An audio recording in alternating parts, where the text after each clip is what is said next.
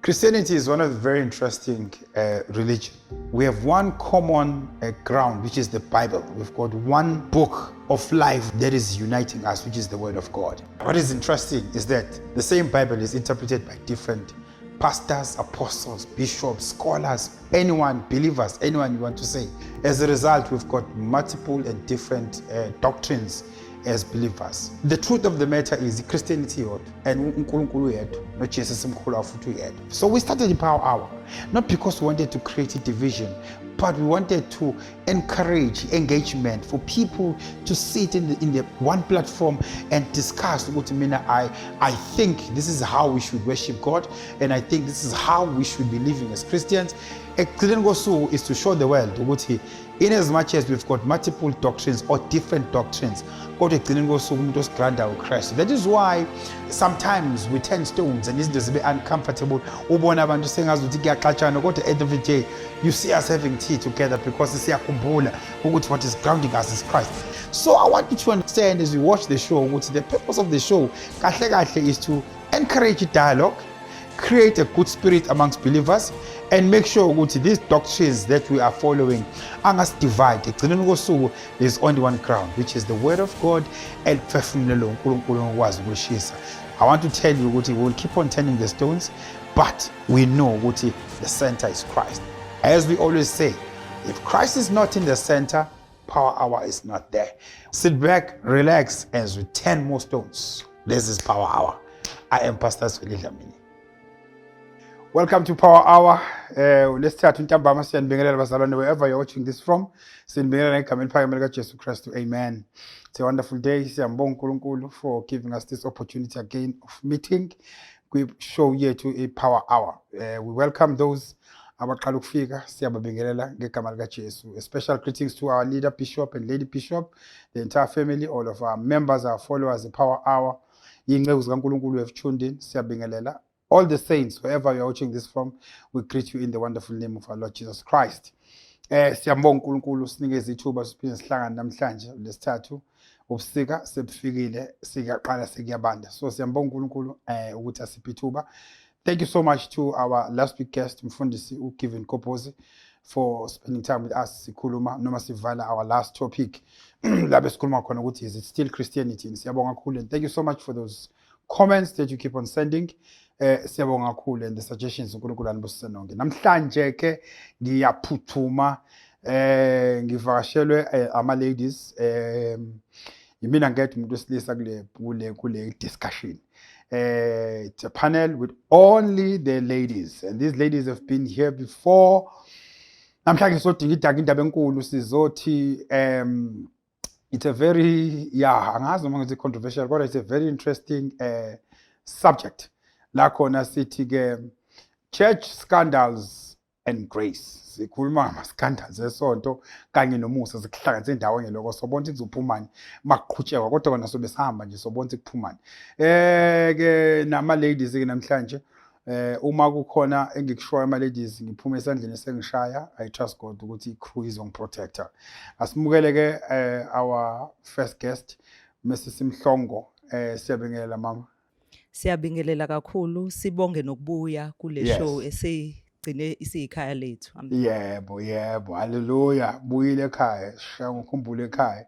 Siphinde sibingelele ke umunye futhi naye la wala ekhaya, umfundisi uLungi Kingdom greetings kubabukeli be-Power Hour. Siyabingelela kakhulu Siba. Siyabonga futhi ukuba nethuba ukuthi sizokhuluma ngalokho sibizele khona namhlanje, iqandali lezo negrace nomusa. Ngoba ungawushinge emuva sihamba ngawo. Amen, akubo umusa. Siyabonga mpostoli, sesilindele bese siphinde simukele umama uDumengele kaSC, umama SC Zulu, umkhokheli wami lo bazalwane. Ngithiya ngiqale ngaye ukuze ngoba mase nami zingixaka izinto ngivamisa ukuya kuyena, kodwa ke mkhokheli ngicela ukufaka i-disclaimer, asikhulumi ngezami inkinga, sikhuluma ngeenkinga nje in general. Sibingelela umama SC Zulu. Ngibingelela babo DLAMINI nama viewers onke igama lika Jesu. Amen. Hallelujah. Siyabonga. Now ladies, asihlale phezulu kwayo le ndaba. Singasichithi isikhathi ngoba isikhathi sihlale singekho. Mhlawumbe ngiqale nje ngivele ngihlale phezulu kwayo ngithi, do we have scandals emasontweni? noma nje abantu banehaba Mama MHLONGO?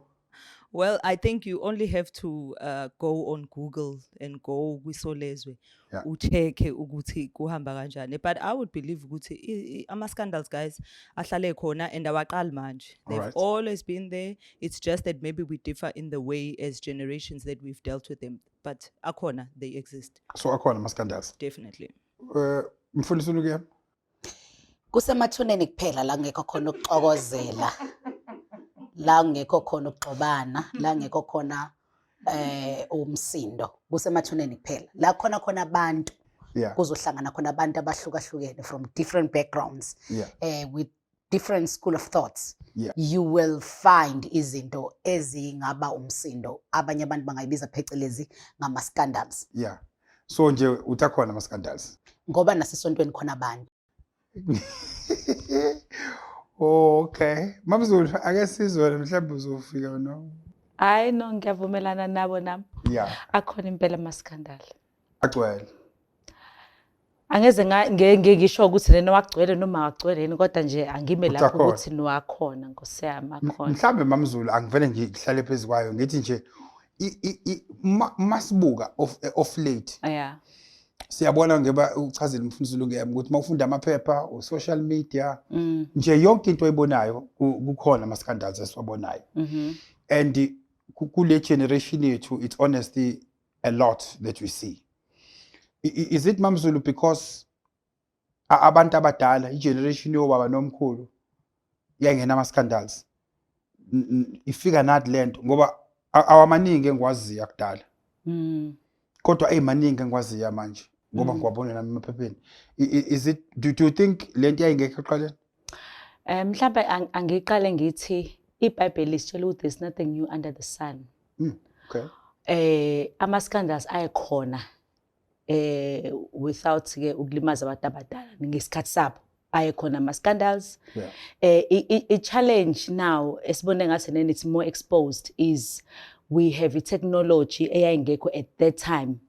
We have all the social networks where umuntu mezwe something with the rights yakhe anikezwe eSouth Africa akwazi ukufaka life akhona whether through WhatsApp athi ngibonile noma kwenzeke lokho then iyagijima but ayekhona vele kudala ukuthi nje manje semo exposed nanokuthi ke I think ifear ayisekho khona manje mhlawumbe eqala kogogo bethu nomkhulu bethu babe nakho ukusaba ukuthi umuntu omdala asikwazi ukumveza umuntu omdala but ke kwi generation yamanje that element of respect and fear ayisekho. So if nje ngizwile ngabona I'm able to share ngidlulisa ilokhuzana information leyo engifuna ukuyidlulisa without fear bese ngimegameni lokuthi at the end of the day ukwenzile so uwenzele nyena ukuze mecabanga ukuthi ngeke yaza abanjwe. So it's those things but ke yayikhona nasekudaleni.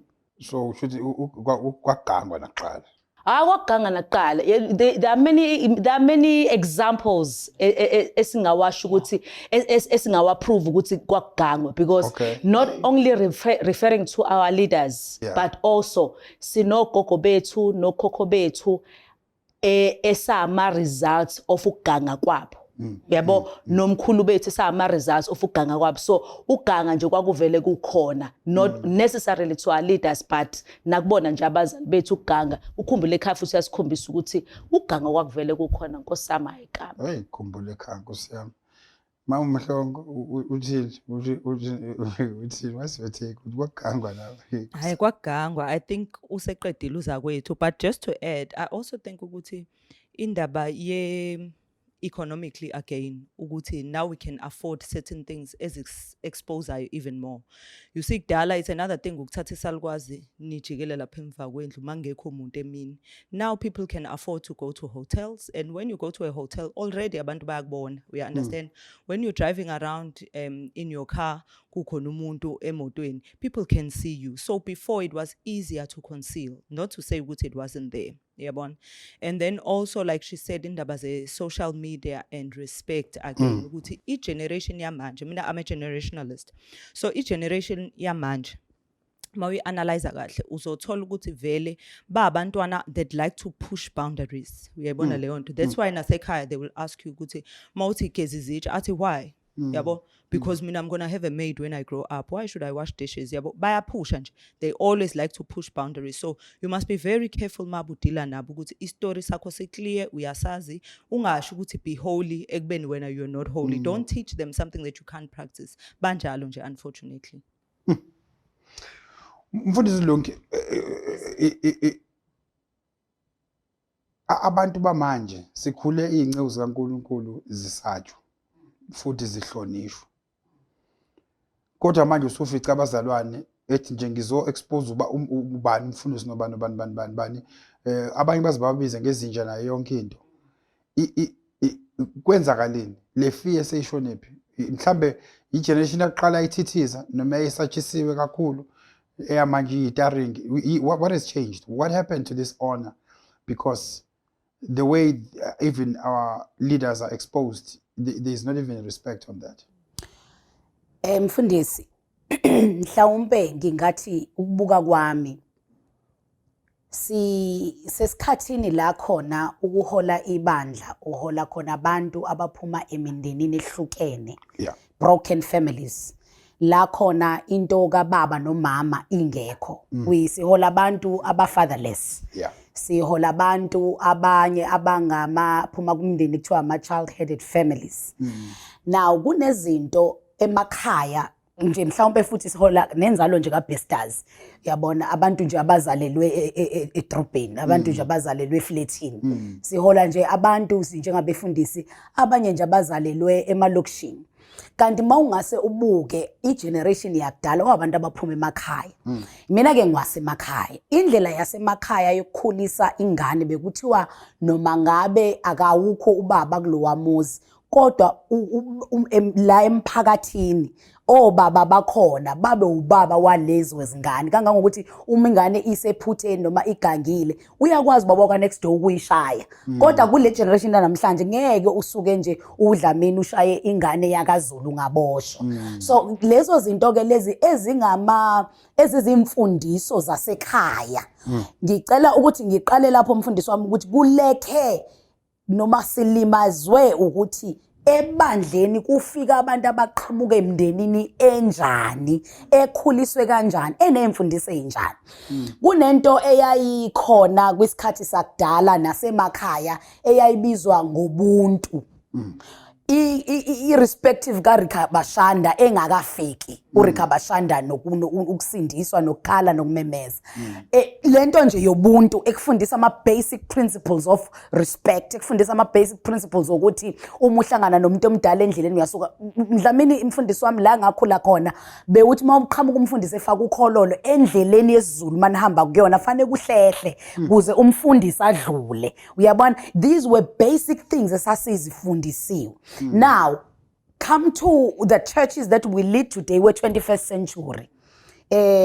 La khona lezi zinto laba abantu bengenaze emakhaya mabefika enkonzweni asibi futhi unfortunately asikaka zibalulekisi kodwa sekhona amabandla ayiqhakambisayo lezi zinto ukuba nama sessions okufundisa lezi zinto ezingama basics okucatshanga ukuthi umuntu vele uyazazi kusukela ekhaya. So uma umfundisi ke njengoba ungibuza umbuzo esephutheni ngiyazi ukuthi kakhulukazi ke le genge eyasindiswa ngama 90s sasibambwe yivesi lalithi touch not the anointed one. Akathinto ogcotshiweyo kaNkulunkulu. Ngempela iqiniso lithi namfundisi uDlamini babegula abantu uma beke bahlambalaza inceke kaNkulunkulu. Uthi umuntu uyagula bese kuthi ngoba kade ekhuluma kabi ngenceke kaNkulunkulu. It doesn't mean we condone ukuganga kwenceke kaNkulunkulu. Kodwa even if uya ku Genesis chapter number 9 uNoah waphuza utshwala lapha wadakwa. Wadakwa ekade sewakhile umkhumbi. Wadakwa kade sesindisa abantu kuzamcolo nemfuyo ababemlalelile. Kodwa still uNoah ekade ezuNkulunkulu. Lithi iBhayibheli uNoah ebudaleni bakhe uNkulunkulu wamuphumusa wakwazi kwakho umkhumbi. Lowo Noah lowo emva kwayo yonke this great work ayikade wenzile wadakwa ku Genesis 9. Waphuza utshwala wenza iskandalo wadakwa. Bese lithi iBhayibheli amadodana akhe indodana yakhe encane yangena Yeah. uHam yamfica enqunu no yahlekisa ngobunqunu bukayise Yeah. lawa amanye athi mayengena afika mboza ubaba ke mayevuka etshwaleni lapho lalela ke njengoba edakiwe nje uNkulunkulu uyambona ukuthi uno udakiwe but isenzo sendodana sokuveza ubunqunu bukayise benza indodana ithola isiqalekiso akusho ukuthi uNoah was right ngokudakwa but bekuyicala azolithetha babe bethi ke gogo uyoyimela umuntu nomuntu phambi kwesihlalo sobukhosi wayesazolithetha uNkulunkulu naye lelo cala ngiyakholwa kodwa lo isenzo sakhe sokuveza ihlazo likayise ngaleyo ndlela samlandela isiqalekiso now izinto ke lezi okumele siphinde sikhumbuzane zona noma sesiliberated noma sonke sesithi sesiyalingana ngoba sonke sithola amandla kaMoya oNgcwele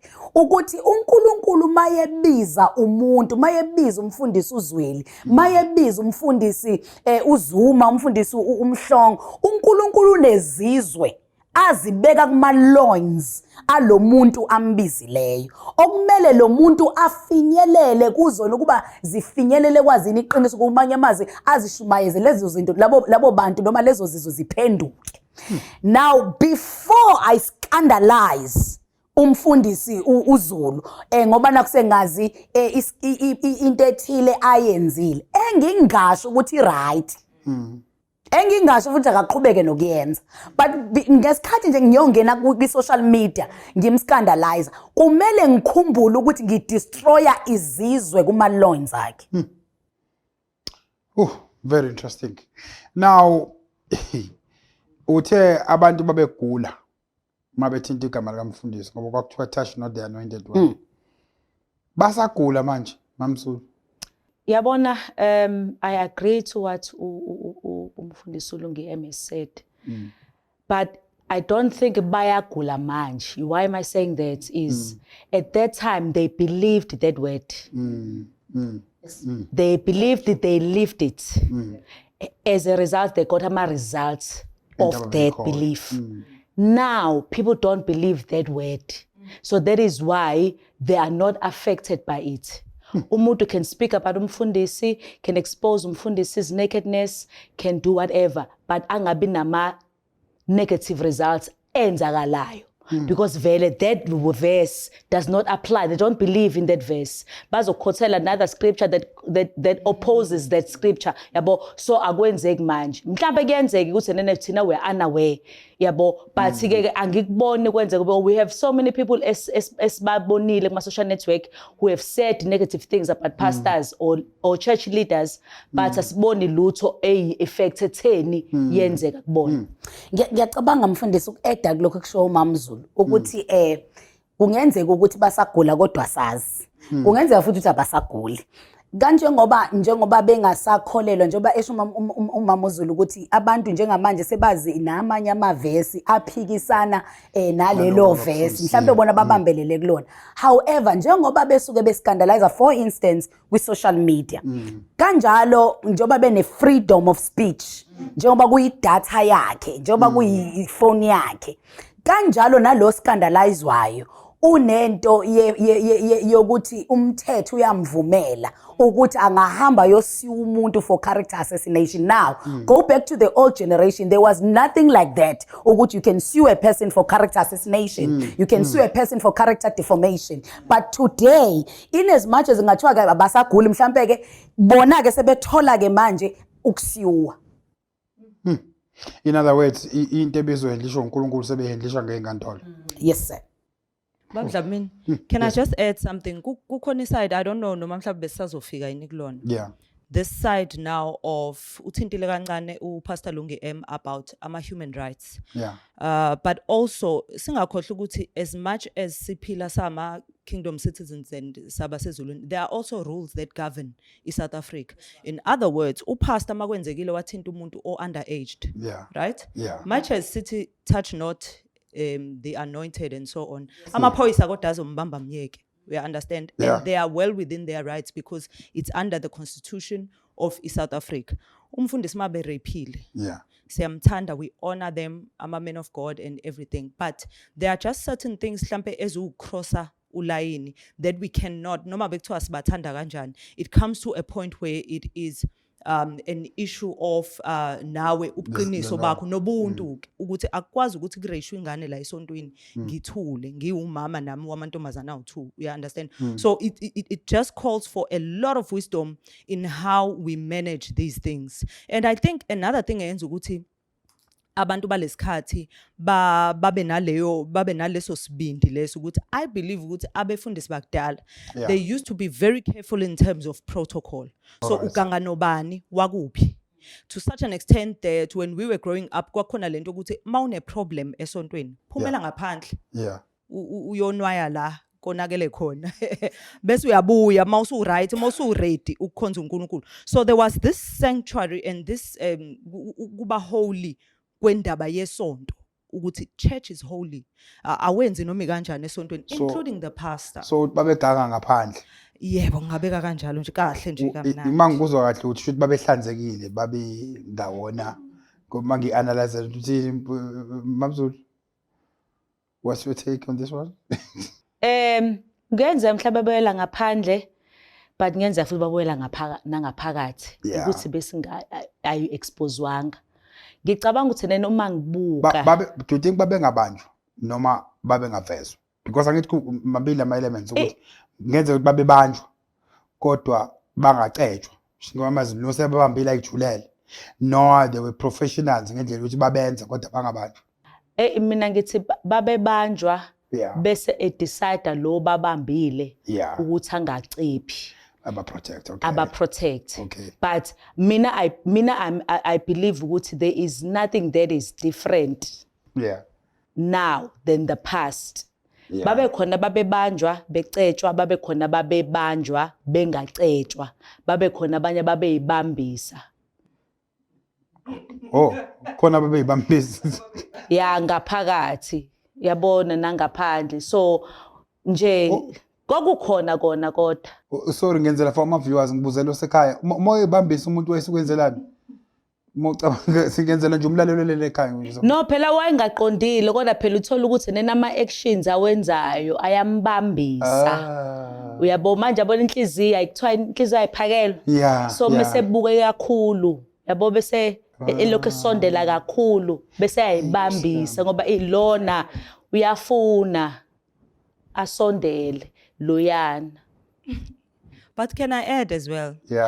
I think singakukhohle ukuthi ikhathi guys ayifani, generations awafani. Dala even nathi sisabancane kakhulu kwakunalento njobe eshilo uPastor Lungi yenhlonipho nje. Umuntu omdala uyahlonishwa, uyabona noma ekudlalise kabi, uyabona uyasaba nokusho.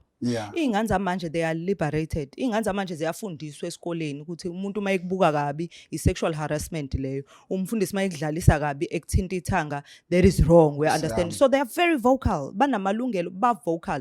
It's not because ba disrespectful. Isikhathi esiphila kusona, i-dispensation esiphila kusona. Bayakhuluma. Bakutshela manje ukuthi ngishelo usibani bani wangithembisa imali kwakuthi they are just vocal. Kanti kudala ingane zakhona noma umuntu ereshiwe noma umuntu kwenzakaleni kwakuba ihlazo ayithulele afele ngaphakathi.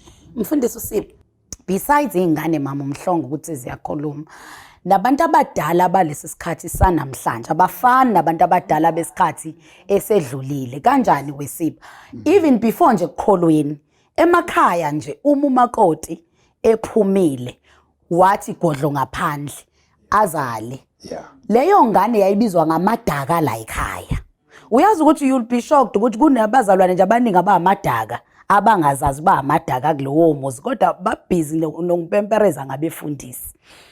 Uthola ukuthi lengane idaka la ekhaya ke Siba ngoba mina ngomzulu. Yena loyo udaka yena. Amadaka kwakusuke yini amadaka? Ngifuna ukukuchazela ngoba ngiyakwazi ukuthi ngwaseThekwini. Amadaka kwakusuke umama la ekhaya wathola eshadile la ekhaya. Wasethola ubaba ngaphandle omkhulelisiwe. Bese abantu abadala beyazi leyo nto. Ifihlwe ixoxwe ngaphakathi ingane zingayizwa. Ixoxwe la ekhaya bese kuyavunyelwana ukuthi kwalengane ezozalwa kumele ingazi sayiyona yakadlamini. Ikhule nje. Ikhule yasingiyakadlamini kanti ngamadaka kaDlamini eyakaZulu. Akuyona yakadlamini. Ikhula yona yazi ukuthi nje ngwakwaDlamini kwazi abantu abadala. Siye bandleni njengoba kade uesho uMamZulu. Nabefundisi babeba nesiphosiso abadala. Kodwa nakhona ukuba khona isigungu sabantu abadala. Abaxoxa lento izingane zingezwa. Ngoba uma kuzokhulunywa indaba yomgcotshwa ikhulunyelwe eziko izwe ingane ehlushwa idatha. Le ndaba izothi iqeda nje ukukhulunywa ingane ihlushwa idatha la isiyoyithi vu indaba lapha ya kwi social media. Ngicela futhi uphinde ngisho lento mfundisi wami. I am not condoning ukwenza kabi. Kodwa uyazi yini sibo ukuthi ezinye zezinto bahlukene kabili abagcotshwa abagangayo. Ukhona lo ogangayo osehlule ekhuzwa kwabizwa igungu wahlula lo nje ohlulile. Bese ke lowo inkosi susumusa phezukwakhe avele abanjwe. Bese kuba khona umgcotshwa olingwayo bazalwane. Ngifuna sibe careful ngesikhathi sifuna ukuyoscandalize abagcotshwa. Ungascandalize umuntu kanti ubese horeni lakhe lokulingwa. Ubese horeni lakhe leGetsemane. Uyazi ukuthi uJesu ukhuluma isimanga kuPetro. Uthi Petro uceliwe. Uzongiphika iqhude lingakakhali ngoba uceliwe. Uthi kodwa ngikukhulekele ukuthi noma ngabe ungalikoda ukukholwa kwakho kungasuki.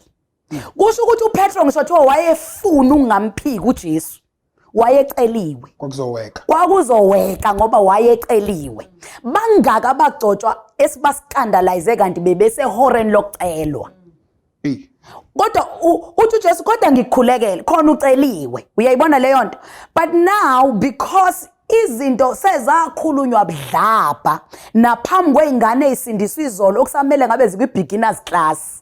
Sezazi indaba zezitsha zasethempelini ingane ezincane ingakho sebescandalizwa kangaka. Kushuthi kuyaweka ingqwele yazi ukuthi kuzoweka la.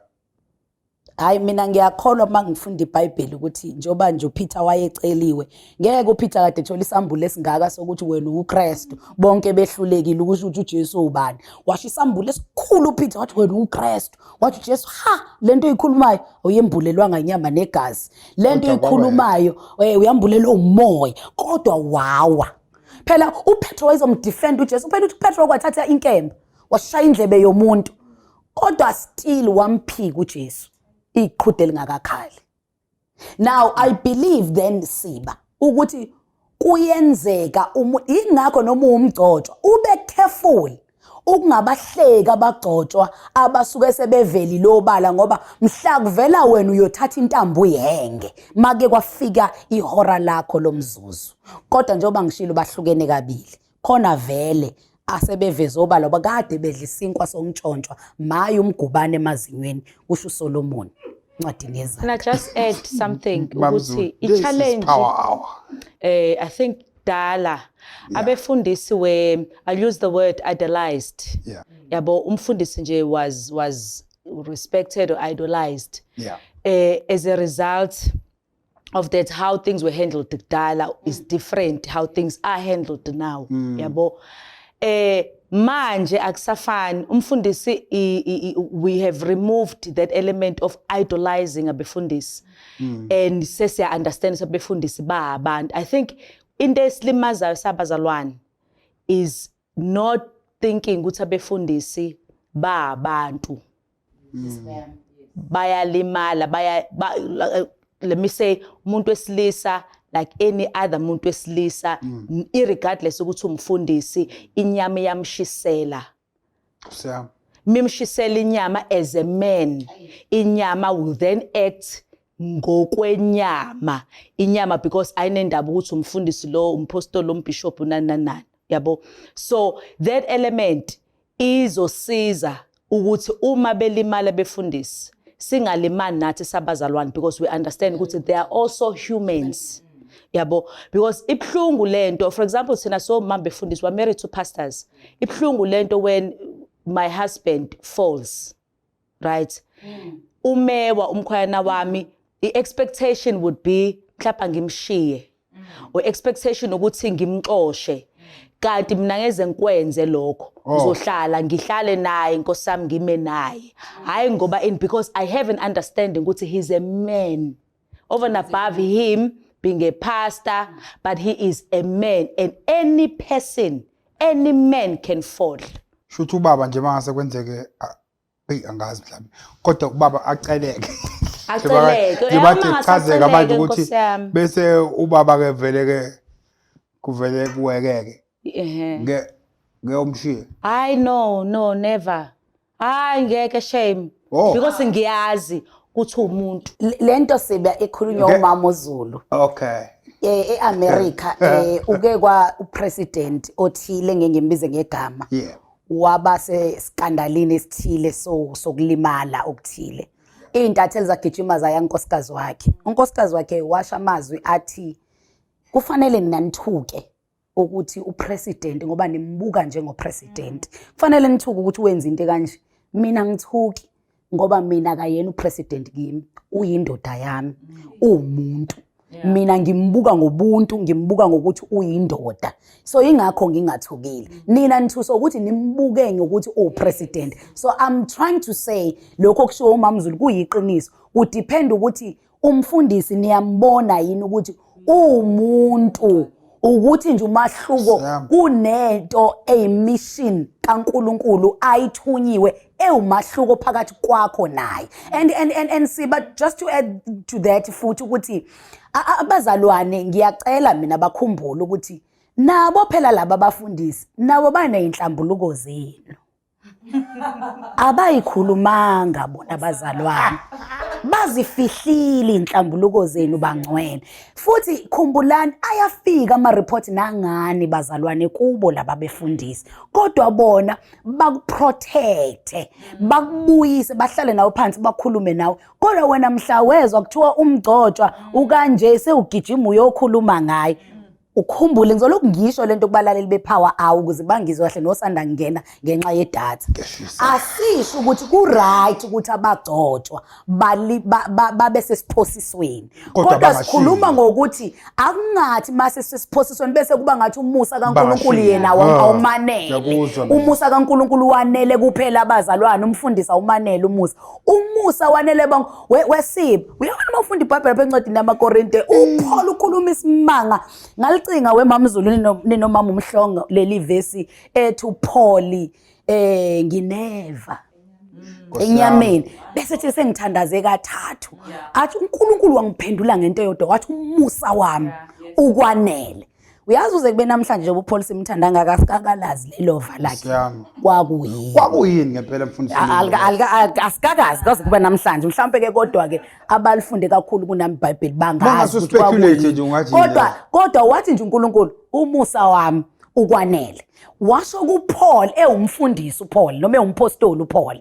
so kusho ukuthi nabefundisi umusa kaNkulunkulu njengoba bazalwane nawe mawukade uqeda ukuyokwenza iabortion uyathandaza ucela uxolo uNkulunkulu akunikeze umusa ukwanele nomfundisi umeke waba sesiphosisweni naye umusa naye umanele bazalwane hey this is power hour mama Mhlongo ngiyakubona nawe uyashisela lapha hayi bandla nangu baba sekwenzekile waceleka kwase kuyaweka njengoba kucelekile wenze njani ma uthatha impahla uphinde ekhaya hayi babe anginalo isuitcase elinamasondo ngikhala ngokuthi mina kuyafana noma ngingahamba angithi kuzofika omunye sometimes khona futhi la ebandleni ogange phambi kwakhe ozwile ngale ndaba ukuthi umfundisi usenze u1 2 3 athathe yona le ndoda futhi elimayele enakho konke engiyilahlile mina ayithunduthe ayifake endlini kuphile kuqhutshekwe iphinde imgile futhi inkosi yami njengoba ingilile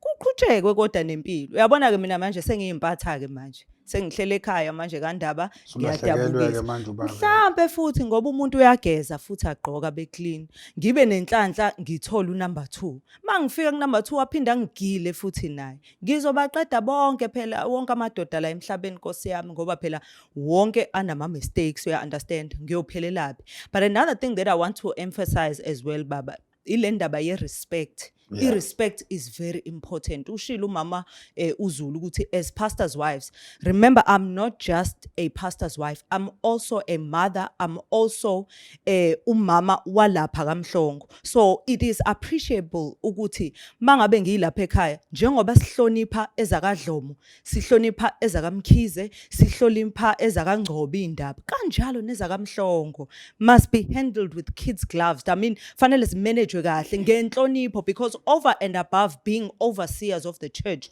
we are also responsible ekutheni labantwana abawu3 abalapha ekhaya bakhule with that respect and understanding yokuthi ubaba wabo is a hero, ubaba wabo is a great person. Now masithathe indaba zabazalwane siyifake kosolezwe, siyifake kuma social media. We are not just killing a church because you guys are part of a church.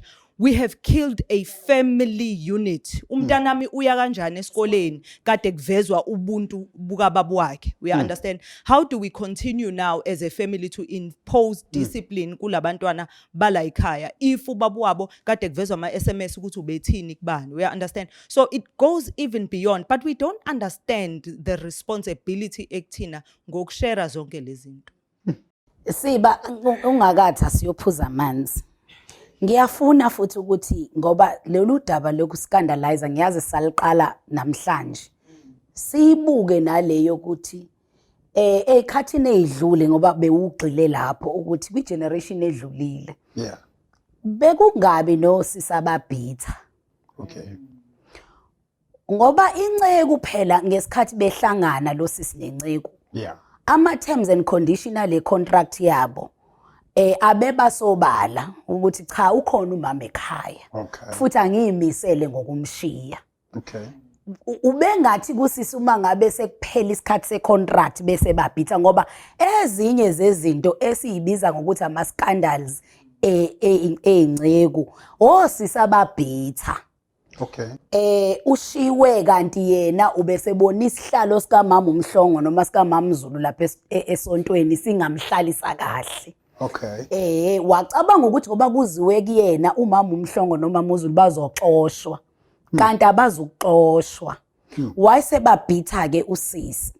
Ngoba buka lento umfundisi ukuthi njalo masibona lezi indaba eziphumayo ngabefundisi abayixoxi laba bazalwa nesikhathi besazenza.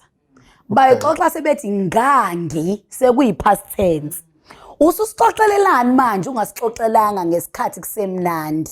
Usixoxela ngoba sewubhitha izinto engasahambanga mhlawumbe nemali wawuyithenjiswe noma ucabanga ukuthi uzoyithola ye-envelope zethu bangcwele sisuke siyinikela wawucanga ukuthi uzoyithola lapha kumgcotshwa mhlawumbe awuyitholanga. So uyaphuma ke manje usuyoscandalize sekuyobhalwa. And umbuzo wami uthi ubuzwile ubumnandi ngesikhathi nisenza inyoni abazalwane nomkosikazi noNkulunkulu benisenza impatha sonke ngesikhathi nina nobabili nento yenu. Uma into yenu ingasahambanga kahle so ufuna thina futhi sizoma nawe so uyakhala lapha mawureshiwe hambi emaphoyiseni ngesikhathi nje uqeda ukuresha uthi ngireshiwe. Uma kuukuthi bewungareshwanga nawe wayecelile umgcotshwa wathi kancane ngwanaka nawe wamnika. Uma kungasahambanga kamnandi musu kubuya sewuzothi abafundisi izinja abafundisi bangcolile usebenza noSathane ukubulala ibandla likaNkulunkulu. Uqale nayo ihlu uSathane ngesikhathi usenza impatha ibandla likaNkulunkulu nonkosikazi. Manje futhi usuqhubeka naye usuzosibulalela ibandla ngokuthi uhamba uthi emasontweni abafundisi bangcolile. Wena indaba ube available for abafundisi abangcolile. Wena uclean. Shuthi uqale noSathane uqhubeka nayo uSathane futhi. Kakhulu bangcwele. Lento ingiphatha kahle. Mhlawumbe mama Mhlongo uyabona ngathi sekuyilento ye training le ayithembisile. Ngoba weka isho yena umfundisi lokuzana uLungu ukuthi ngo-2020 ukuthi uzoyenza lokhu training ama-volunteer. Akuyona le training yama-volunteer yabo i-training yama-volunteer Yeah. i-training yazo futhi iy'nceke ukuthi phela uma usudicayidile ukuganga akube nemigomo nemibandela yokuganga. Number 1 uganga nobani kuphi kanjani asiyidingi iy'ngane ey'ngaziwe ey'khalela emahlathini. Why ungagqoki phela lokho okugqokwayo bakithi ukuze ihlazo lakho lingabi likhulu kakhulu uyabona ulanda izifo manje ugulisa nomkakho yonke leyo nto leyo. You need to uma usudicayidile nje wafunga phansi wabhala i-cross ebheke phansi yakaSathane ukuthi ngiyaphuma manje ngiyoganga fanele phela ugange ngolayini. Nkosi yami. Hey, but sometimes it's not possible ukuganga ngolayini. Ezinye just be real. Yeah. Ezinye izinto bazalwane you don't plan. Yeah. Kuyazenzakalela. Make an example. Umfundisi uhambile uyoshumayela in Cape Town. Nkosi yami. Fike Cape Town, afike lapha ehotela. There's a lady who's assisting receptionist, and there's a lady who's sitting at the couch there looking so nice and beautiful. Mfundisi is tired from preaching, and the lady greets. Mfundisi looks. Obviously, women are beautiful. Achazeke. Yabo, one thing leads to another. Akaplananga, and akagqokanga jazi, akathenganga jazi. Nkosi yami. Ukuze azi protect ngoba akayitshelanga nkosami ukuthi kuzokwenzeka. Yabona into kanjalo. So there are cases where umfundisi will find himself really in a space engaplananga. When that happens, me as the spouse, I should understand ukuthi umkhwana wami akanjena vela, this is not him. But he found himself in a situation esimvalele khoneni kwase qhamuka umaqhamuka izingane eziqhamukayo because enye into ebuyisilimaze thina uma sekwenzeka izimo ezikanje as wives. Yeah. Abakhonyana bethu basaba bomamfundisi ukusitshela because sivazale sikholwe kakhulu bese sikhohlwa izinto eziningi. Okwesibili bese yasaba ukukutshela ukuthi ingiqhuzukile lami kami fihla ihlazo lami because uyazi ukuthi izulu isothi ninkanyamba. Yabona into kanjalo usaba ukusho bese saba nokusho ukuthi sekhona nengane ezalekile eqhamukile lapho because of how we handle our relationships. So there are times where umfundisi will plan. If they plan, I don't know if they plan. I don't think so because I don't think khona umuntu oplanayo intentional ukuthi ngiyosidla isono. But uyahamba endleleni and then you find yourself with ubona ukuthi uhlukile lo nomkami yazi uhlukile lo njobe ehlukile inkosami ngisikithi ngiyamzama kumbalekele kodwa akabalekeki futhi naye ugirl naye futhi ugirl naye uzipackage in a way ukuthi noma kuthuza amanga kanani ukubaleka kodwa hayi yabo ngiyaunderstand into engishoyo so kuyenzeka. So even in those cases when our pastors fall in such as spouses nangisengikhulumela on spouses, as spouses we must have that element yoku understand ukuthi akaplananga and if noma sengiyathola but I must have a way of accepting, loving and finding a way of building my husband ukuze angalimali going forward ngoba whatever that I will say to him esengitshelile amaqiniso lawo enzekile it has an effect ukuthi uzoqhubeka yini okuganga noma uzostopisha noma it will be the end of him. Should nabo baba futhi fanele babhoboke mase kwenzekile kwaphosiseka. Kuyosiza baba kakhulu sababhoboke. uNkulunkulu akasiza ingceke zakhe. Can I just ask a question? Yes. Umnandi kusekhaya. We've been taught and raised in a certain way ukuthi amadoda are weak and can we honestly have the same engagement with regards to mama? Can we say ukuthi umama uhambile for a business trip wafika wabona lo bhuti lo one perfume enwa kamnandi kade khathele kade enza presentation wafika nangu bhuti lapha ya wafika wamshanga ehaka wathi you look so tired, can I offer you a drink, can I offer you coffee? Abambe lelo coffee lelo naye engaphethe into yokugqoka noma yokugqokisa kwenze kokwenzela. Can a female have the same strength and the same support from society? I'm just putting a spanner in the wheel ukuthi whatever we accept, kumanje kukhulunywa ngepolyandry. You know who caused the polyandry? Ithina ngoku-accepta indaba yesithembu samadoda. But we did not know ukuthi spiritually there is no Gentile, there is no male or female. So everything that we do on the left is going to come back on the right. So in other words, whatever we accept as women, iyabuya iza kuthina manje kutheni nawe njengomama njengoba ufike nomuntu wakho otholakale manje uyabo naye muhle ufithi ustrong uyakudida noma abazalwane bangathandaza ithi into ay lo baba ustrong uyakuhlula. Are we as a church ready for those conversations ukuthi hayi bazalwane let bygones be bygones? Uma Mhlongo utsho wena ukuthi lento bayenzeke in reverse. Yes. Ukuthi mhlambe kuba umama ushumayelile kwase kuba umfowethu yelo reception kwase kwenzeka vice versa. Yeah, terms and conditions, it's not me. I'm just saying ukuthi izinto ezikanjalo we must always know ukuthi when you open that door it's going to open as well for women. We won't open it, it will open because sikhuluma ngama spirits. Angithi Siba mama Mhlongo yagcina ngoHosea eBhayibhelini. Into yendoda nje kwazi ukwamkela ukuthi unkosikazi wayo uphinda hamba ye kwenye indawo aphinda ayolandwa khona. Yagcina Hosea nakona futhi uNkulunkulu wayemenzi wa strong lo wamuntu. Ngenxa yokuthi uNkulunkulu unecebo elithile ayifuna ukuliveza.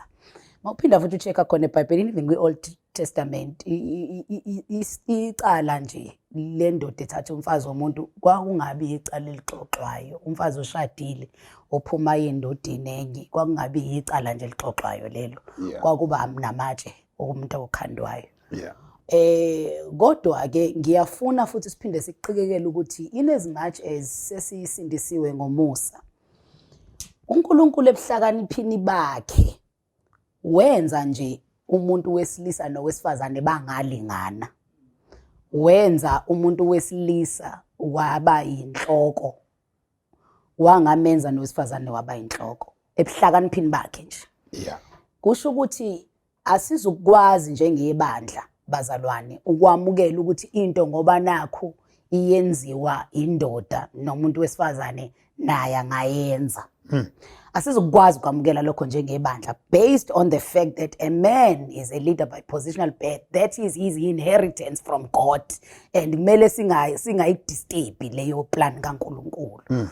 Having said that, yes, mama Mhlongo nababukeli bonke abantu banama weaknesses. Kodwa isono nje samadoda sivela ngokubona. Akufani abesifazane isono sabaziveli bona ngokubona sivela ngokuzwa. Ngokulalela leyo into ke in as much as a woman and a man benama weaknesses kuyakuvezela ukuthi kungenzeka nowesifazane kodwa ngokwama statistics bangaba bancane kakhulu abesifazane abangalimala mhlawumbe mangenza example ngokujolela amadoda abo beshadile kunabantu besilisa bejolela amakhosikazi abo beshadile. Uyabona bangaba khona kodwa bangaba bancane kakhulu. But having said that, we are not saying akube acceptable ukujola noma ukulala uma lezi ikandala lesikhuluma ngazo bazalwane kuyilezo zemjolo noma lalana ezenzakalayo noma ezikhulunywayo namhlanje kakhulukazi ezithinta ibandla likaNkulunkulu. Uma ngabe ke kuthiwa asamuma uMamuzulethi umukele njengonkosikazi wenceko uqale lapho ukuthi indoda yami iwumuntu futhi indoda njengoba esho njalo uqonda ukuthi ayena umuntu wesifazane. Kusho ukuthi lokho okuhlula onke amanye amadoda nendoda yakho kungayihlula. Kodwa umuntu wesifazane yena unayo resilience kunendoda. Ngiyazi ukuthi ababukeli bayakuthanda abazalwane ukuthi bafune ukuba yiphayiphayi bese bethi sivulela incithakalo kule power hour ukuba yenzeke. We are not saying men must do these things, but we are saying if kwenzekile, what can be the reaction of the church? If inceko ibe sehlazweni, what must be or what is expected from the church? Is it to scandalize inceku kaNkulunkulu. What is expected from the wife is to scandalize umyeni wakhe na. And we are sitting here and saying, bazalwane, that is not what is expected. And in as much as umbuzo kaMama uMhlongo then uthi, are we saying uma kuwumama ke obesephutheni, are we expected ukuthi mscandalize umama ngokuthi uyena uhambe wayothola amadaka la ekhaya? Nakhona futhi impendulo ithi cha. Izinto zasendlini bagcotshwa. Izitsha zasethempelini bazalwane. Angazi bazalwane benganincenga kanjani kuba niyibone lento ukuthi uSathane uzama ukulimaza ilocal church ayiqede. Uyazi bazalwane ukuthi inkolo yeChristianity kuyenzeka iphele ezweni. eTurkey amabandla amaningi abebhalelwa eBhayibhelini abeseTurkey. Kodwa namhlanje Turkey awasekho ama-Christians kakhulu sekugcwele enye inkolo. La kushuthi kuyenzeka iChristianity iphele kwi-country thile. Uma South Africa singabi careful bazalwane, sizogcina siluzile one njengamanje ama-local churches abantu abasafuni ukuya enkonzweni. Ubezobebhala bethi seniqedile uku-acta, sebekubiza ngoku-acta ukukhonza kwethu. Sebekubiza ukuthi isikesh, senisiqedile isikesh. Yabona ngobani ibandla sivumela yo scandalize ezangaphakathi bazalwane azigezwe ngaphakathi. Izitsha zasethempelini mayingcolile ayigezwe ngaphakathi ethempelini, azingaphumeli umhlaba wonke. This is Power Hour. Ladies, before we wrap up, isikhathi is always a challenge. Before sivale, namhlanje sithatha nje break siduthula one way. Ngifuna ukuthola ukuthi are scandals only for men? No. So what are we saying, Mamzulu? Do we have scandals for ladies? Yabona nje ama-scandals are not immune to each gender. Okay. Males can go through ama-scandals, females can go through scandals. And I love what umfundisi uLungi also said ukuthi it's not just only in relation to ama-relationships, but wenze example Kababa Unowa who was drunk. Yabo. So there is no gender scandals. It can happen to anyone. Today is ngakhuluma ngama female pastors who are drunkards, or pastors' wives who are drunkards, or pastors' wives who are in relationships. Yabo. So scandal nje has no gender. It can happen to anyone. But fair too, it can happen to anyone. Why pork exposes amadoda kakhulu? We know why I'm saying this. Our statistics are saying we've got more females than men, umhlaba wonke, not just in South Africa. If we go ngama stats, kufanele ngaba ama scandals agcwele abesifazane simply because of the number. Ngama mazima uthatha abantu besifazane bebaningi kakhulu. Kufanele uzwe kakhulu ngeziphosiso zabesifazane. But why do we hear kakhulu ngeziphosiso zabantu besilisa? Is it because abesifazane ababanjwa mhlawumbe? Possibly ukuthi basmart, amadoda ngenzeka ukuthi athithiza ashesha abanjwe. Ngempela kwenzakalani? Because iyangwarisha lento ukuthi a scandal after scandal is about a man, but we've got very less men compared to women. Ni smart kwenzakalani mamhlongo? Oh, akubaya ababanjwa. No, I think Pastor Lungi ukhulume kakhulu about the difference between men and women. Another difference cishe wayintshontsha kancane, not because sihlakaniphile kakhulu, but by nature nje samanono. Umuntu wesifazane mayekade edla uyasula awashe izitsha ayibeke. We understand under general angakafika ezonweni. Ngithi nje umuntu wesifazane la kade lele khona mayisukuma undlala umbhede kube clean. Uthi usuyaqhamuka akusabonakali nanokuthi khona umuntu okade lele la. Bayangizwa abantu abadala. So into enjalo nje, it all goes with how we are built as well. So in other words, I imagine le example kade beka ukuthi you meet somebody kanjani. Umuntu wesifazane is a strategist by nature. Udaliwe nje, udaliwe. So in other words, useyabheka ukuthi okay, mangifika ekhaya ngizofika ngithini? Ngibukeka kahle, ngiright, khamba kanjani? Uyabona? Morning after pill ini. Ningasho ukuthi ngispecialist, ngibuziwe. No, ngoba uzokhuluma ngiyanazi. ngomhlongo ubiziwe nje Ngibiziwe, ngibuziwe futhi Kunjani? sengiyaphendula. It's a Kunjani? psychological answer. It's not a biblical answer. Yeah. By nature, even ingane yentombazane mawungena ekamereni layo, kuthuli kuthe du kunuka iperfume kushaya umoya ngeke uzusho nanokuthi khona umuntu ophilayo la olalayo. So by nature we are fixers, siya cleaner. Yayibona leyo nto. Umuntu wesifazane mayenza icala, it's very unlikely. That's why even ama-serial killers, not that women don't do a lot of bad things, but the likelihood of them being caught is slim to none because they are cleaners. They make sure they clean their mess very cleanly. Kungabonakali ukuthi kade kwenzakalani. Umfundisi uLungi so siyahlaphazisa thina basically. Basically. Ngiyavumelana noma umhlongo lokho akushoyo. Okunye enye into ekufanele siyibheke futhi ukuthi abantu besilisa abababhitha emva kokuthi icontract ingahambanga kahle bese befuna ukuyokuexpose mhlambe abasuke benama feminine lokhunjana ku jeans kubona. There are very few abantu besilisa there are very few abantu besilisa ongathiwa ngoba nakho icontract besiyenza ebishompe bethi ayisengiyosho kodwa abantu besifazane yingakho mhlawumbe ke kuzoba nama scandals kakhulu abantu besilisa avelile ngoba ukuthi mase kubhedi icontract umuntu wesifazane ayiqhumise leyo bomb leyo bese kuba ukuthi kwesibili njengoba ngisho mamhlongo ngiyavumelana naye ukuthi abantu besifazane ke bangamanono into yabo bayakwazi nje ukuyenza bengayivezi kanti abanye futhi ba trainene abantu besifazane bayatrainana ngisho emasaluni kube ne training nje esaluni uze uthi yazi training le ukuthi kuthiwa icala lento nje alivunywa ngisho ungaficwa kuwena fanele vele uthi bekungemina bekuyisithunzi sami bayatrainana abantu besifazane bayatrainana banazo indlela zokutrainana kanti nina abantu besilisa bafundisi bami bangcwele ngisuke nifuna ukuphakamelana ngezicripture manihlangene nomunye afuna ukuveza ukuthi ulazi kakhulu iBhayibheli kunomunye bese ningabi honest ukuthi yazi ukuthi ngiyaba umuntu ngibe sesimeni sokulingeka kanje wena wenza kanjani mangabe ulingeka kanjena manje ngifuna uba Hercules nize nincomana uthi nini enisabamba ivangeli kanti ayenziwa leyo into le komhla kufika umzuzu wegetsemane lakho uyoba senkingeni anti abantu besifazane bayaba vulnerable to each other even bengazani bese bayatrainana ke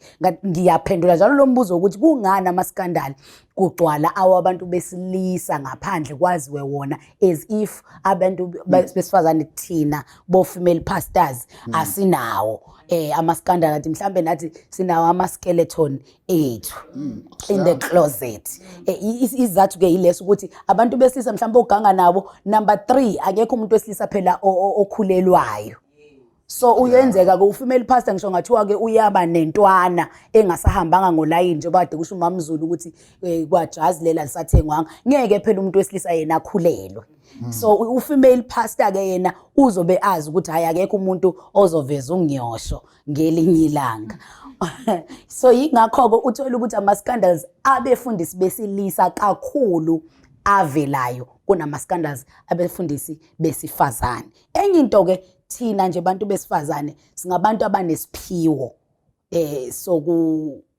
sokumboza sinaso leso siphiwo bazalwane amen. Can I also add on what the ladies are saying?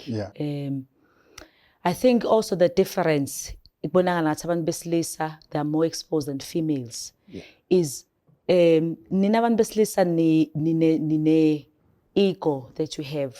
Okay. If your wife were to find herself in a situation and you were to hear, as much as ulimele, but you'll want to protect, number one, your ego. Tina, when I hear and find out when's in kanje, I don't want to protect your ego and I don't want to protect my ego. Ngekaya, mangekaya, no mangekbangani bam, ngiyosho ukuthi usengilile we lelo sengilile. So that's why you'll find ukuthi more of the males are exposed because we women, as Mfundisi Ulungi said, we are vulnerable. We're able to talk. Thina siyakhuluma size seqe, but nina you rather keep uhlazo la kwakho ngoba kunina you eternalize ukulimala kwankosikazi wakho ubuke ngathi it's your fault. There's something wrong with you. Should how perform kahle la funa uperform ekhona and nan. Kanti ukulimala komuntu esifazane, it's not about your performance. It's about her at that time and whatever happened at that time. So it different nalokho futhi also adds in what they've said ukuthi you males protect and your ego kakhulu to make sure ukuthi angaphumi kodwa thina uma sekonakele I no my friend has to know ukuthi I have ngigilekile ngigilekile bese sithola indlela ukuthi sizakala kanjani. This is Power Hour. This is very interesting. There's a question I want to ask before sivale. Sesiyakhothuka manje. Kuyashisa guys, Power Hour my ladies ayithathe over from me. Baziralela bona basitshela ukuthi ba clean bona thina samadlapha na yonke into. But chance ngizonika ithuba nani niphendulele very soon.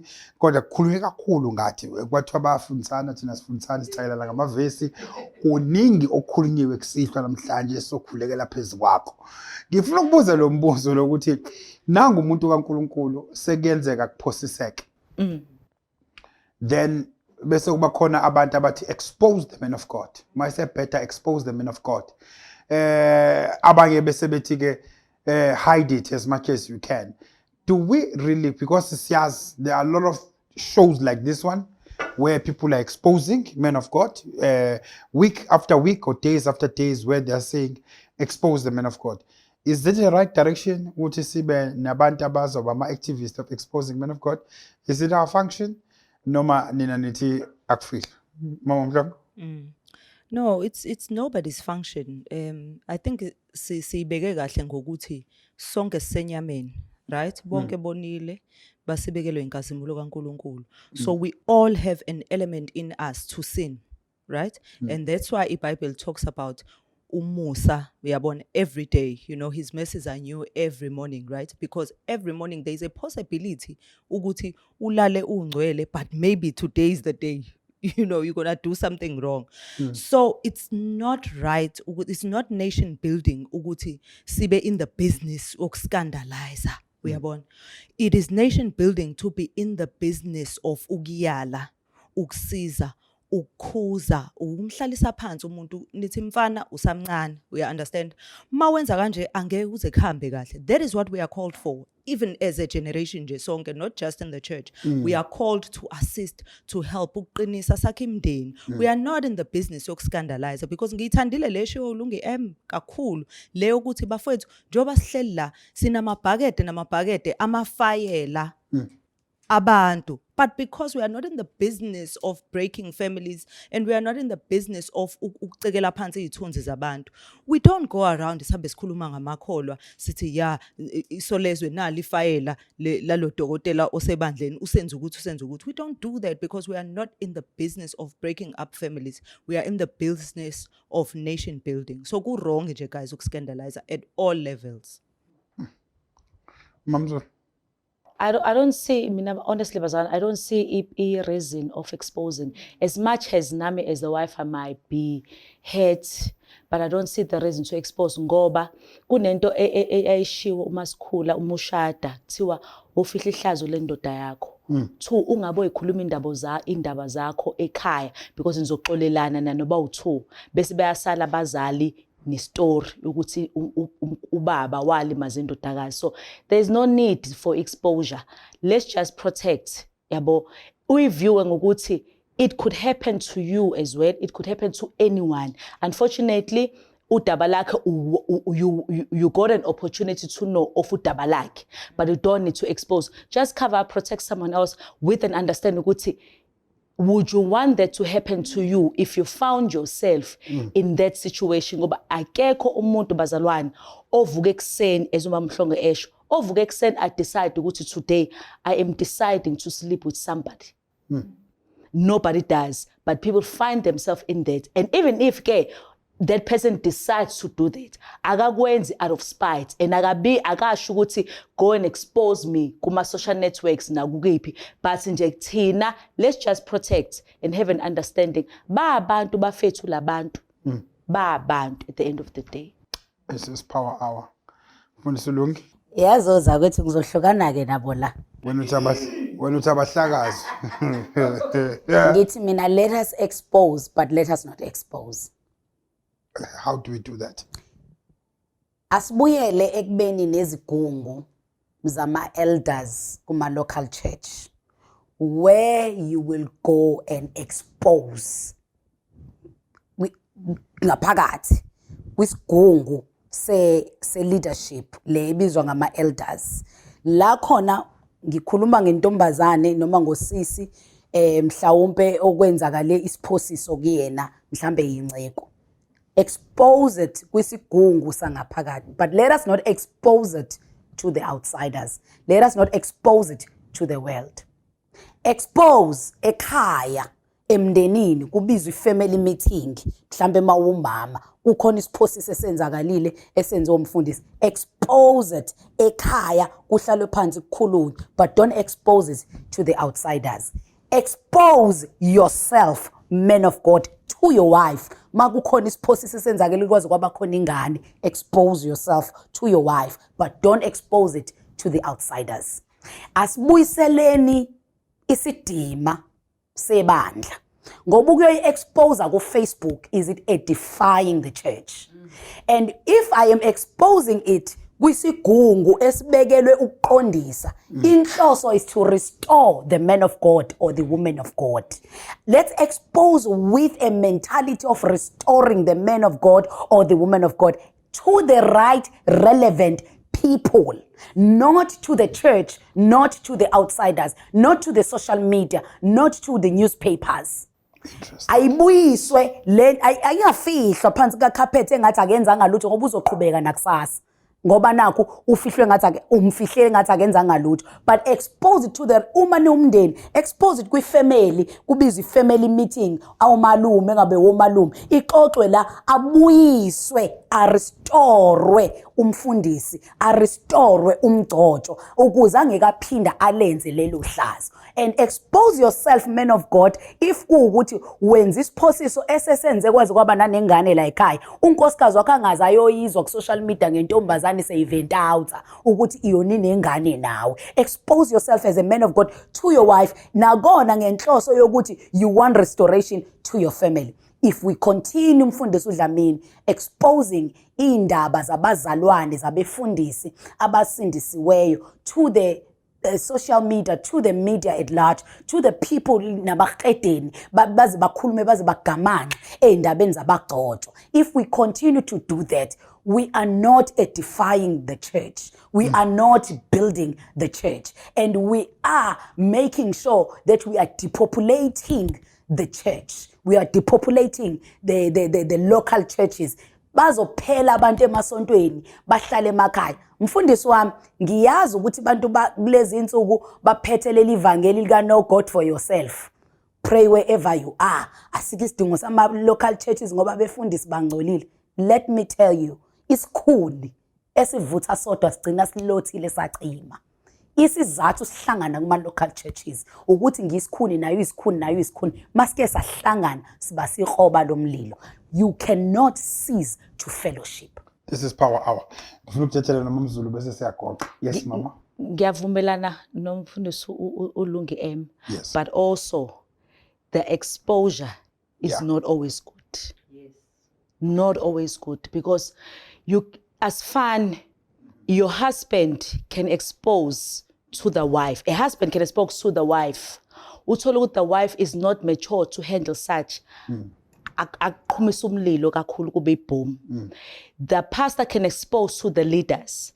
Ama leaders, the small group of people that you trust. Kube is the very same leaders who step the pastor at the back. Bafuna ukuthatha ministry kube ibona, and we know bazalwane even on social network umfundisi could be speaking to ama leaders akhe esontweni about tithes, about prayer, about whatever project. Iphume leyo clip i-expose kuma social networks. So I think as much as we expose to expose, that's what you say. Expose, not to expose. Let us be wise ukuthi who you expose to. Right, relevant you don't people. necessarily have to expose to your spouse if your spouse is not wise enough to handle such things.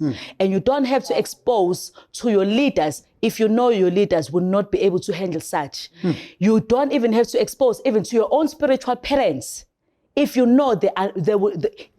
But have the wisdom with the guidance of the Holy Spirit, allow the Holy Spirit to guide you. Right. If we kuluma kubani and we kuluma kanjani ngoba we don't want to find, already there are so many people who are discouraged about church, and we don't want to find people ku-edeka lezinto lezi because people want to ukukhuluma okusenhlizweni okunye mfethu ku-right kula.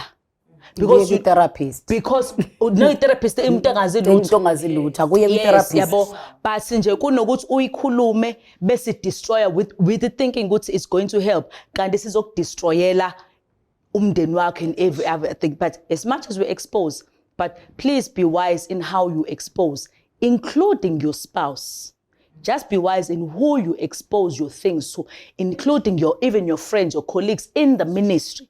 Just be wise, because we don't want bayazi befundisa bahlale babanga nezinto nkosami izingekho nkosiyami Jesu. Kodwa nje yeah, I agree with uMama Zulu. Expose, not to expose, but as I have said, expose kodwa na expose. Expose, not to expose. Expose, not to expose. Sekubuza mina bazalwane sesiyagoduka manje. Letho lena ukuthi uhlambulukela omunye into right leyo nto ngoba lento expose ungakhulumanga nalo nona naye. I think uhlambulukela manje. Sengisho ukuthi kade kuphosiseka nosisi. Right. Sengiyo expose manje kwisigungu esinobaba Zulu nobaba Nhleko. Manje mase ngi-expose lapha angikwazi ukuthi bengiganga ngedwa. Okay. Ngoba ubaba Nhleko bazobe befuna ukuza ukuthi ngeke ngithi ngingena bathi hayi siyakurestore no bazothi usitshele yonke into. Sengiyachaza ukuthi bekugangeka mhlambe nosisi thizeni. Alright.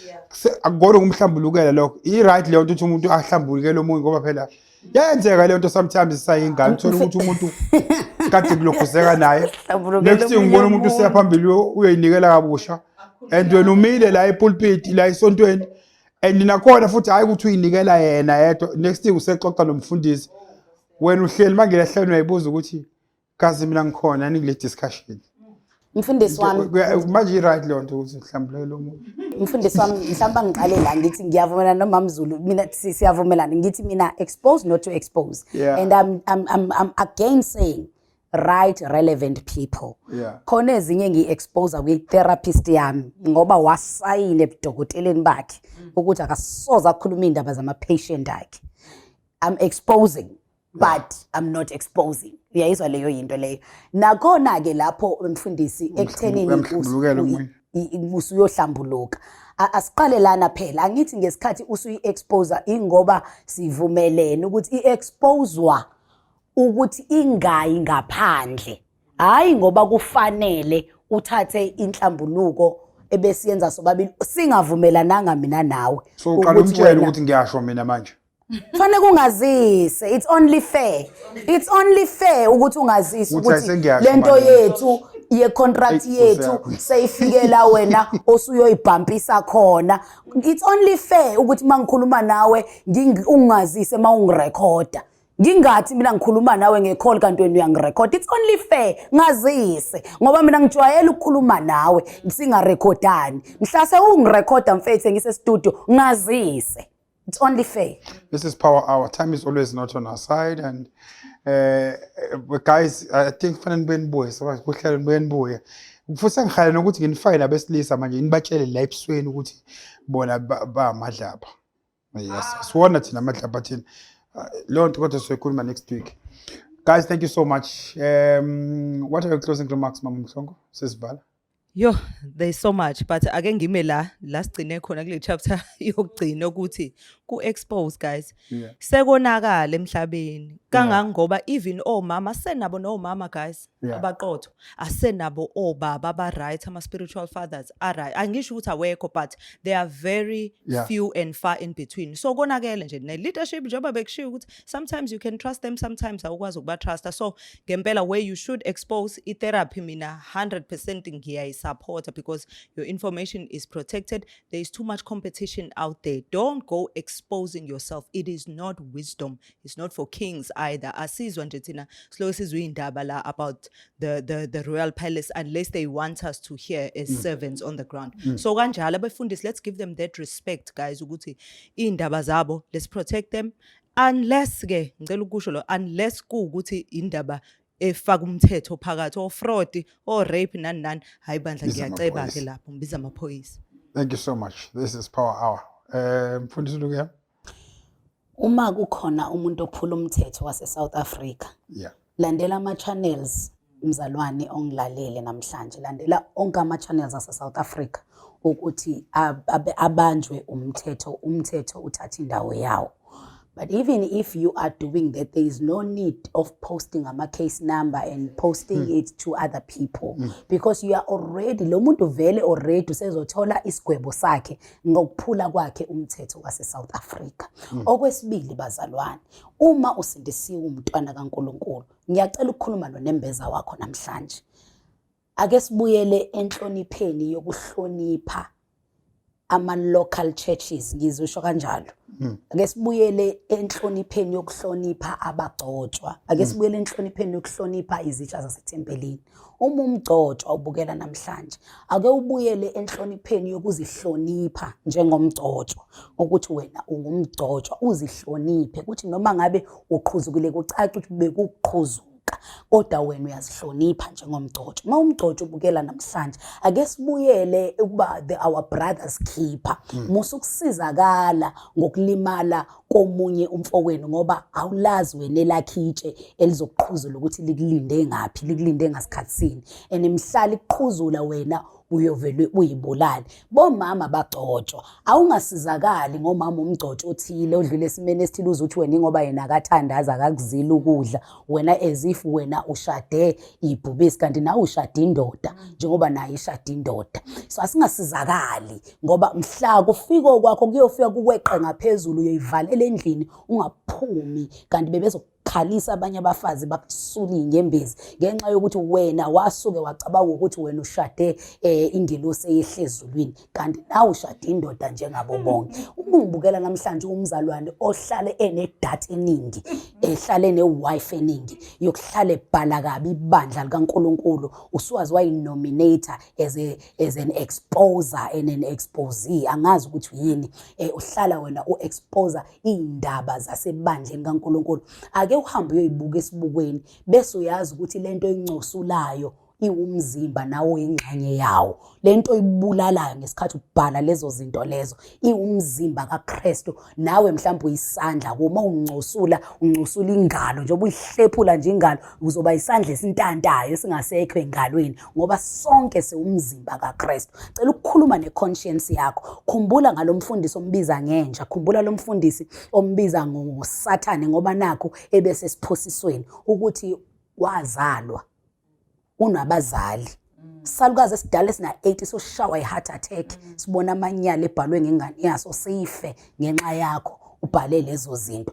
Khumbula lo muntu lo unabafowabo nodadewabo. Bafila kanjani ngesikhathi bebona ubhala niphendulana nikhuluma umathanda wenu ngalomzalwane ngoba umuntu naye uphuma kubo, naye uzaliwe unabafowabo nabodadewabo. Khumbula lo muntu unezingane. Lezi izingane zabafundisi namhlanje zidla ama-drugs, iphuza utshwala, ihamba uFlorida, zikhathele zihamba iyadini izingane zabefundisi. Zikhathele ngoba nina abazalwane ezeniyimfihlo zisafe inhlambuluko zenu befundisa abazali bazo, kodwa nina ninele nigezo kwabagcotshwa nikhiphele ngaphandle. Ake sibuyele kubuntu bazalwane. Uyihlo uma ngabe enza iphutha akukona okwakho ukuthatha impempe uyomemeza ngaphandle, kodwa ubaba wakho uyahamba uyomceba kumkhulu ukuze umkhulu ezozazi omrestora ekugcineni kufanele ayithole nayo restoration alunge kodwa kona kwakho ukuhamba ubethela icilongo kubo bonke abahedeni ukuba bangenele nani ke bahedeni uma kukhona ababukayo kulolu hlelo namhlanje ake niphume indabeni zethu zakamsindisi amen. This is Power Hour. Stones have been unturned. Mamzulu, siyavala manje siyathandaza siyakhothuka. I need food, I need water, a lot. Kunento eshiwa uJesu when a woman was caught in adultery. Usenene, the one that is without sin must cast the first stone. We are people, bazalwane, we sin. And our sins vary. Omunye uyayiphuzela, omunye uyahleba, omunye uyalala, omunye wenzani. Awungayenzi isono sami bese ugibela ngaso ukhohlwa yesakho isono. As much as you are pointing at pointing at me, but bese bekuthini ngesingisi there is another finger that is also pointing at you. So ungabe ngathi ngoba wena esakha sakatholakala saka exposed bese ubonza kuright ukuthi sami ugijime ngaso. Let's just remember bazalwane, when God created us, he knew whom he created. He created men, and men may fall, men can fall, and men fall. That is why even though umuntu uwakangakanani but he rises up again. Ukuvuka sibizelwe, but uma ngiwa angiwe but ngingase sengioppresswa kakhulu because it could happen to you. Mina ngilapha, it could happen to anyone. Bazalwane, ukuwa komfundisi can happen to any other pastor. Ukuwa kamamfundisi can happen to any other mamfundisi. This thing bazalwane ukuyokulimala is can happen to anyone. So that's what I want to say before ukijime kakhulu. But remember, now and you wouldn't want. I love what Umfundisi Lungi said. Mentioned kunabazali bazalwane. Their parents, their kids, their families, their cousins, their neighbors, there's everyone. And when uthatha into umuntu wa expose ku social network wayifaka kupla wayifaka khona and usukhohliwe ukuthi kunabantu who really rely on this particular individual when usudecide ukumexpose and their livelihood is affected because of that. So just remind yourself ukuthi now awukho perfect. If we were to pick your own weaknesses, you wouldn't want people to know how bad you are. So on that note, if you are without sin, well, you can. But into engiyaziyo, I'm mfethu now nezakho ukuthi just sithule. Now nezakho akabanjwa ezakamsindisi sicela ukuthi abangekho kamsindisi bangangeni kuzona. Expose kodwa futhi wazi ngaphandle ukuthi graph they are waiting for your fall bese beyakuhlipheza. So ke ngalawo mazwi ladies, thank you very much. What an interesting discussion. It was our first episode. It has taken longer than our normal allocated time, but thank you to all to our viewers for carrying our data cost. We've gone over an hour, but as we have seen, Power my ladies, I tatile ahamba nayo. Ladies, thank you very much for spending your time with us. Ngizocela ukuthi ngigonhlane ivulile ukuze emakhona imibuzo namatshe aqhamukayo ngikwazi ukujikishela ngakunina guys because inini nifike nalento. Futhi niphinde nibe available ukuthi siphinde sobuza ngoba ngiyazi abalaleli bazombuza noma comments. So ke manginithinta lelibamba ucingo lami ngoba siyabuya soqhubeka nale podcast yethu. Thank you so much to our viewers and thank you so much to our crew that has made this broadcast a success, and special thanks to all of our sponsors and our supporters who are also making sure ukuthi Power Hour continues. uNkulunkulu abeka yenani. Nginithanda nonke. Good night.